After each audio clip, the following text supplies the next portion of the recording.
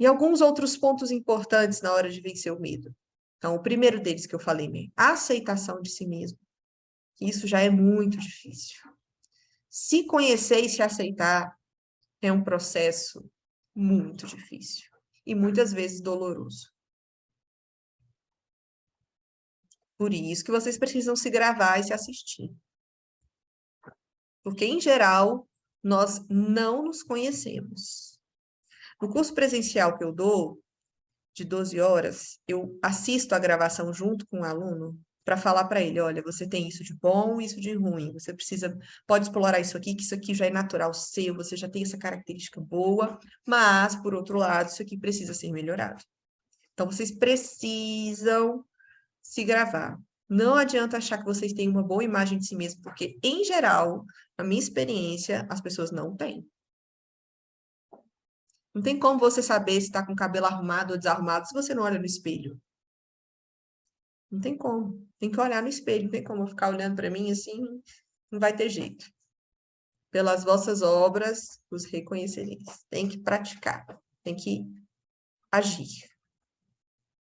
Então, o primeiro ponto é esse: se conhecer e se aceitar. O segundo ponto, que é muito importante, que também não tem como vocês não terem medo, se vocês não se prepararam. Vocês precisam preparar. Não tem jeito. Tem que preparar a apresentação. E lembrar que preparar a apresentação de oratória não é só pensar no que você vai falar. É pensar na gesticulação, no uso da voz, na expressão. É muito mais do que pensar no que você vai falar. Outro ponto importante: conhecimento prévio.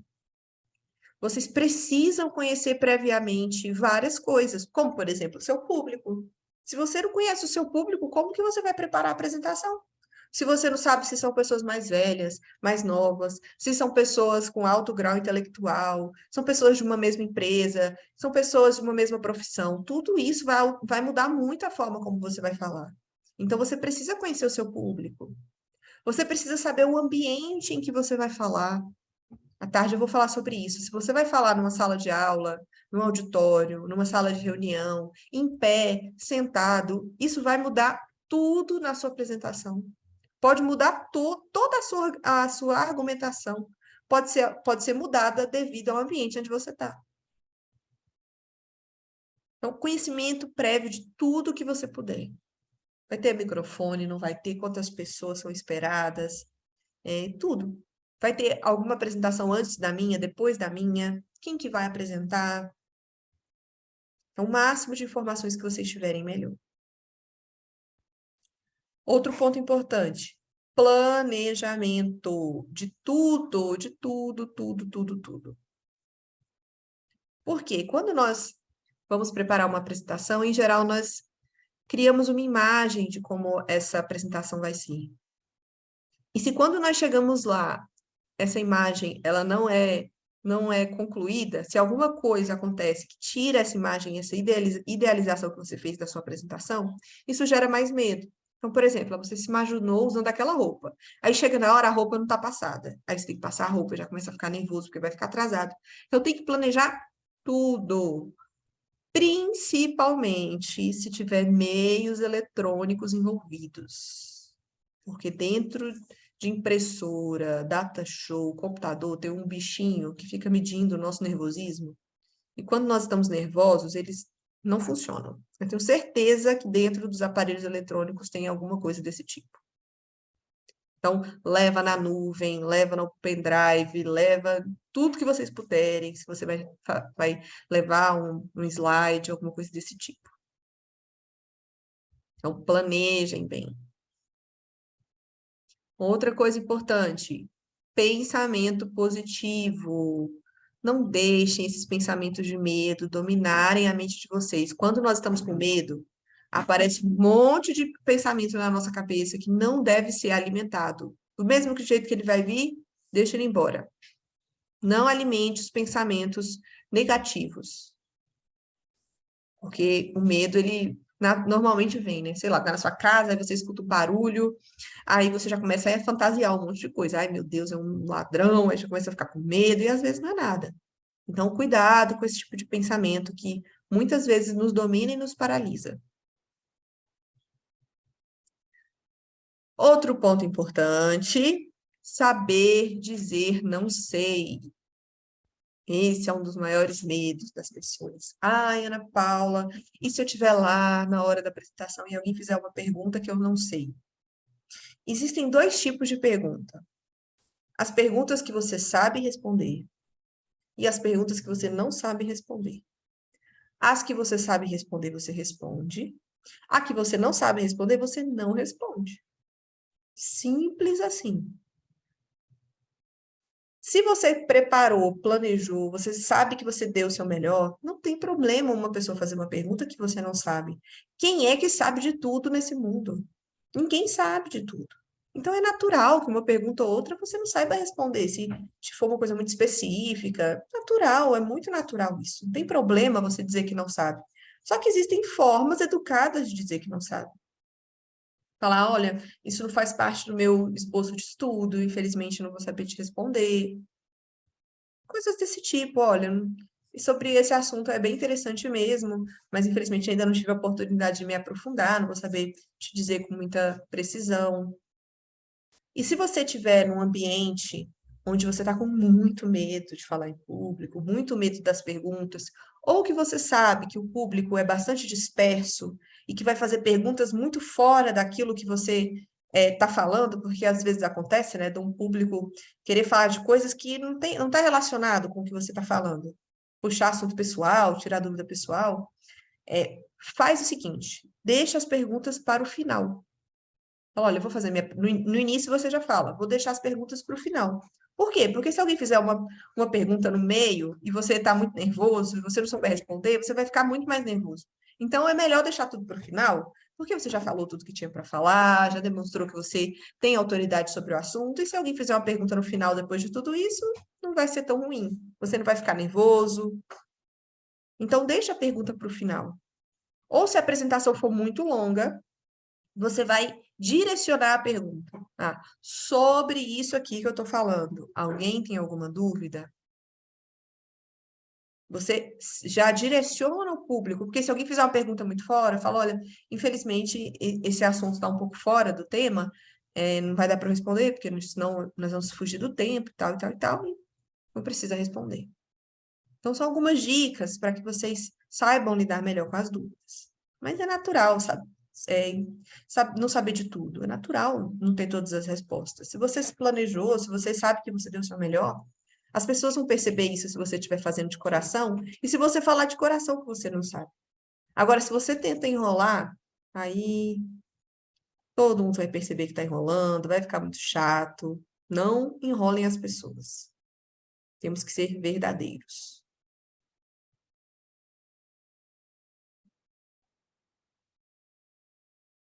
Sobre o medo de falar em público.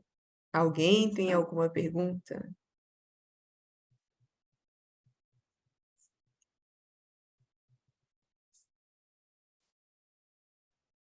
Ana Paula, Oi. só dar uma contribuição em relação principalmente a questão da autocrítica, né? Porque na oratória a gente sabe que é um composto, né, dos gestos, tem o nosso preparo também de vestimenta, né, de como que a gente se apresenta e principalmente a voz, né? E o que acontece? Nós somos uma caixa de ressonância, né? Então a gente está acostumado a ouvir aquilo que a gente ouve por dentro. Então, quando a gente se grava e a gente vai se ouvir a primeira vez, é uma experiência péssima, porque a gente não se identifica, fala, não sou eu mesmo, né? E se a autocrítica for muito grande, você se auto-sabota, né? Se sabota porque fala, não, não é possível, né? Eu falo tão feio assim, eu não gosto da minha voz, tudo porque a pessoa não está acostumada a se ouvir por fora, né? E sim por dentro. E eu lembro quando muito garoto ainda, eu tocava numa banda de pop rock e a gente inventou de fazer uma primeira gravação ainda numa daquelas fitas, né? No na tape. E quando a gente se ouviu, a gente ficou umas 2 semanas sem ensaiar, assim, porque ficou todo decepcionado com aquilo que a gente estava fazendo, né? Então a autocrítica prevaleceu e a gente de fato se afastou até um pouco. Falei, gente, que é isso? Está muito feio, né? Então, é só uma contribuição, compartilhar com todos que, assim, essa questão da gravação, ela impacta mesmo no primeiro momento, negativamente, porque a questão da autoaceitação, ela é bem complicada, ela tem que ser um exercício, eu entendo que ela é um exercício, né? E depois também eu tive a oportunidade de fazer um curso de apresentação em frente às câmeras, pior ainda, porque aí junta a voz, o movimento, o ombro que está torto, enfim, né? Alguns vícios também da linguagem corporal, né? Então, assim, para a experiência, porque isso ajuda também, né, a combater o medo, essa experiência da gravação, é um exercício, é uma prática que ela vai avançando aos poucos e você vai se aceitando com o tempo. É isso mesmo, isso que o Cristiano está falando é muito importante, porque isso que ele falou da voz, acontece o mesmo com o nosso corpo, porque nós criamos uma identidade com a forma, e aí é muito difícil sair dessa forma. Então, eu fico assim, com o corpo assim, aí eu fico identificado com essa forma. Só que essa forma não é a melhor forma de expressar a ideia. Tem que ficar com o corpo mais reto. Então, a mesma coisa acontece com a nossa voz. Nós estamos identificados com a nossa voz que nós ouvimos, que é diferente da voz que as pessoas escutam. E aí gera essa estranheza. E realmente tem que ter um tempo de aceitação da própria voz. E também em relação ao nosso corpo, aceitar a nossa forma, para a gente então conseguir, a partir da realidade, usar as ferramentas que nós temos para adequar a forma de acordo com o que seja melhor para que a mensagem seja transmitida. Então, é uma questão de identificação mesmo, de se aceitar. Legal, Cristiano, lembrar isso aí. Obrigada. Adriana. Nossa, Ana Paula, tá passando um filme aqui na minha cabeça, né? E isso que o Cristiano falou agora é muito interessante, né? O que a gente reverbera. Então, por exemplo, quando eu dou entrevista, eu nunca gosto de ver, porque eu falo, minha boca tá torta. E aí eu falo assim, não, mas eu me vejo no espelho e não me vejo dessa forma, né? Então, assim, como é que eu vou corrigir? Primeira coisa, esse meu, talvez um cacuete, um gesto, uma postura mal colocada, então isso é uma reflexão, mas existe também o medo de se ver. Então, além de ter o medo de falar em público, que essa ressonância a voz vai ficar embargada, a postura vai ficar encolhida. Eu queria trazer duas coisas aqui, eu não sei se você vai abordar, mas uma é a postura de poder, né? Que alguns professores recomendam fazer a postura de poder, que isso também dá uma conectada, e a respiração 4-7-1, por exemplo, ou outra técnica de respiração. Que eu tenho Eu já vou passar agora um também, exercício aqui da respiração. Pode só segurar, porque é exatamente o próximo tópico, é a respiração. Ah, sim. Sim, eu aí vou depois passar eu o finalizo, porque eu exercício. quero partilhar. Tá. Eu vou passar e depois você comenta. É o próximo vídeo aqui. Mas é isso aí mesmo. A gente precisa se conhecer. Vocês aí gostam de filosofia, de conhecer a si mesmo, mas aí na hora de se ver no vídeo não quer ver. Então, queremos conhecer a nós mesmos, pero no mucho. Até certo ponto. Ninguém gosta de se assistir, ninguém gosta de se ver mesmo. Então, temos que ser filósofos de verdade, querer conhecer a si mesmo. Tem que enfrentar aí essa barreira, esse medo, pelas pessoas.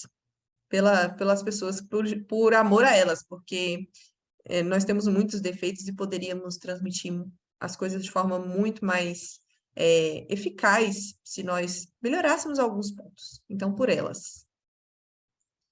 Então, já que a Adriana fez um spoiler aí, tinha combinado com ela dela comentar isso, vou passar aqui um vídeo para vocês. Peço para que vocês fiquem numa posição bem confortável, coluna ereta. Evita estar com as pernas, mãos cruzadas, a mão em cima das pernas, de forma natural. Eu vou passar um vídeo sobre a respiração diafragmática e eu queria que vocês fizessem o exercício junto com o vídeo. É um videozinho curto de 3 minutinhos, que é também uma técnica para superar o medo de falar em público, porque quando nós estamos com medo, em geral, a nossa tendência é respirar aqui em cima. Fala, respira fundo. Isso vai piorar, porque isso vai atrapalhar a circulação de oxigênio, você vai começar a ficar tonto, vai piorar a situação. Então, a nossa tendência quando nós estamos com medo é essa, de fazer. E isso atrapalha tudo. Então, é muito importante vocês saberem fazer a respiração diafragmática, que é a respiração que nós deveríamos fazer a todo momento. Mas, quando estiverem com medo, é bom focar um pouquinho mais na respiração. E também, para quem sofre de ansiedade, é um exercício indicado. Vou compartilhar com vocês. Façam um exercício junto com o vídeo, por favor.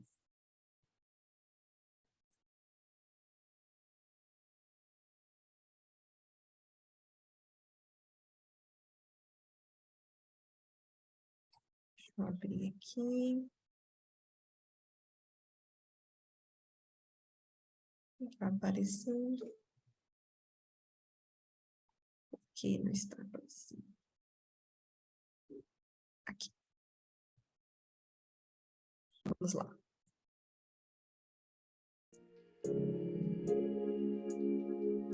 Respiração diafragmática.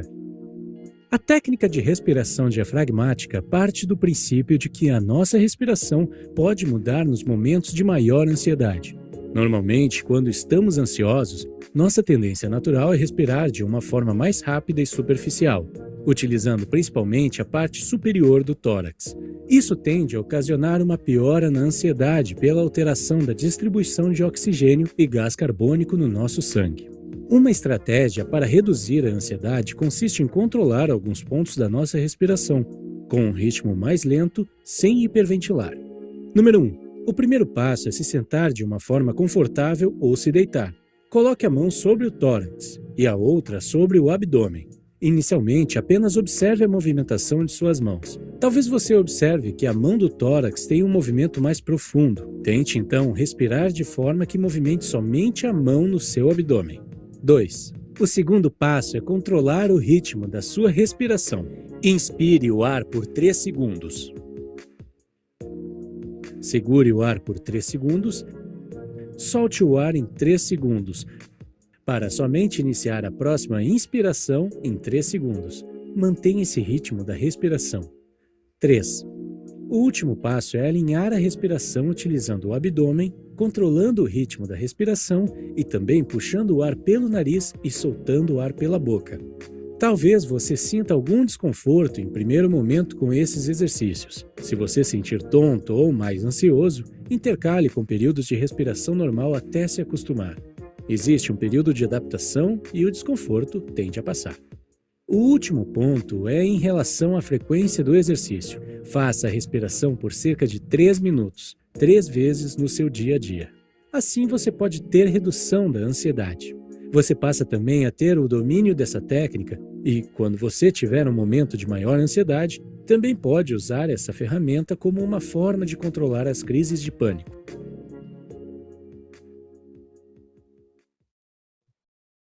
Então, esse é um exercício, recomendo muito que vocês façam, principalmente quando estiverem com medo. É muito comum numa situação, às vezes, não sei, né, de uma situação que gera medo mesmo, não sei, um incêndio, alguma coisa desse tipo, as pessoas entrarem em pânico. E esse tipo de respiração pode ajudar a não entrar em pânico e conseguir agir de uma forma mais consciente naquela situação de risco. Então, isso pode ajudar, inclusive, em situações de risco da vida de vocês. Quem tem medo de viajar de avião, tiver que viajar de avião, faz esse exercício também que vai ajudar.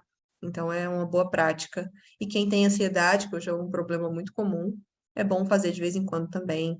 Quando você tiver um pouco, com a mente um pouco, o astral, né, às vezes desequilibrado, parar para fazer um pouquinho essa respiração ajuda muito. Então, recomendo que vocês pratiquem. Adriana, o que você ia comentar sobre a respiração? Oi. Sim, eu queria primeiro finalizar essa questão sobre o medo de falar em público, né? Porque eu acho que você está trazendo coisas e mexendo conosco, pelo menos comigo, e me transportando a 30 anos atrás, né? Então, por exemplo, quando eu estava na faculdade, eu tinha medo de mostrar os meus trabalhos. Por quê? Porque eu ia realmente ser julgada, né? Então, assim, como é que eu vou mostrar meus desenhos, minhas pinturas? A fulana é melhor do que eu. Eu já comecei esse processo muito antes de me tornar, né, professora. E eu tinha um professor de teatro que dizia assim: quando vocês estiverem no palco, imagina que todo mundo é igual. Aí a gente, como professor? Aí ele assim, imagina todo mundo sentado, vou falar patente, né, mas no vaso solitário, todo mundo sentado no vaso solitário, que aí vocês vão relaxar. E eu trouxe essa mensagem que ficou, eu não lembro o nome do professor, mas eu lembro desse ensinamento dele, que às vezes quando eu me deparo com algo muito novo, onde eu tenho que me expor em alguma fala, eu falo, eu vou imaginar que todo mundo, né, uma técnica que ele me ensinou de teatro. E essa questão da respiração, ela é muito importante, porque quando a gente refaz essa respiração que fica na caixa torácica, realmente interfere em todo o circuito do corpo, né? Então a voz muda, primeira coisa que a voz muda, e aí isso descamba, né? Pelo menos na minha experiência, quando eu faço isso, descamba até o meio da apresentação, até você se recuperar. E recentemente eu aprendi uma respiração nova, que é a respiração 4-7-8, que inspira 4, segura 7 e expira em 8, que também eu achei muito interessante, traz um momento de conexão, né, conosco mesmo, e de relaxamento, e para finalizar também, que eu aprendi recentemente, as posturas de poder, de você abrir os braços e a outra e pôr a mão na cintura, né? Não sei se isso será abordado, se você traz essa condição, mas eu aprendi esses dias, eu falei, nossa, que interessante, né? Essas posturas para que a gente possa realmente se colocar, é lógico que nós estamos igual, numa condição de igual como seres humanos, mas quando a gente está num palco, a gente tem que ter esse domínio, que não é só do conteúdo e do conhecimento, mas sobretudo das emoções. Acho que isso se linka fortemente com o medo, né? E na busca que a gente tem por melhorar cada um aqui dentro da sua expectativa aqui no curso. À tarde eu vou falar um pouquinho sobre a expressão corporal, vou falar sobre essas posturas aí. Mas é isso aí mesmo. Isso aí, gente. Então, pratiquem esses exercícios que ajuda bastante. Quem tiver dificuldade de fazer essa respiração, é comum no início, quem não tem esse costume, ficar um pouco tonto. É comum isso acontecer. Então, tem que treinar mais. E a melhor forma de treinar é você deitar na cama, colocar um livro em cima da barriga, e você tem que ver o livro subir e descer, subir e descer. Se vocês observarem bem, as crianças, elas respiram assim, porque é a respiração mais natural. Quem canta, faz yoga, natação, já costuma conhecer essa respiração, que é a respiração diafragmática. Pode ajudar bastante vocês. E é isso. Sobre o medo de falar em público, era isso. É algo para treinar para a vida inteira, hein, gente? Bem profundo.